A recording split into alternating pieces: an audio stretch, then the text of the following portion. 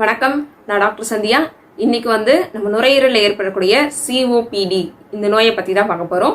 அதிக அளவில் இறப்பையும் ஏற்படுத்தக்கூடிய ஒரு நோயாக இருக்குது. இந்த COPD அப்படின்னா என்ன, இதோட அறிகுறிகள் எப்படி இருக்கும், இதோட காரணங்கள் என்னென்ன அப்படின்றத பார்க்கலாம். COPD அப்படின்னா கிரானிக் அப்ஸ்ட்ரக்டிவ் பல்மனரி டிசீஸ் அப்படின்னு அர்த்தம். அதாவது தமிழில் நாட்பட்ட நுரையீரல் அடைப்பு நோய் அப்படின்னு சொல்லுவாங்க. இதோட சிம்டம்ஸ் எப்படி இருக்கும்னு பார்த்தீங்கன்னா, அடிக்கடி இருமல் ஏற்படும், சளி அதிகமாக இருக்கும், மூச்சு விட சிரமமாக இருக்கும். சின்ன சின்ன வேலைகள் செய்யும் போது மூச்சு விடுறது ரொம்ப சிரமமாக விடுவாங்க. COPD எதனால் வருதுன்னு பார்க்கலாம்.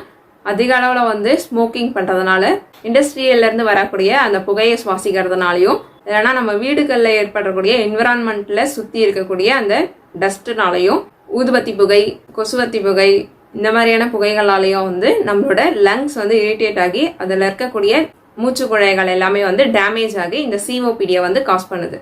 இதை எப்படி தடுக்கிறது அப்படின்னு பார்த்தீங்கன்னா, மோஸ்ட்டாக இந்த மாதிரி புகை இல்லைன்னா டஸ்ட்டு இதனால் எக்ஸ்போஷர் ஆகாமல் ஒரு மாஸ்க் யூஸ் பண்ணிக்கலாம் அந்த இடத்துக்கு போகும்போது.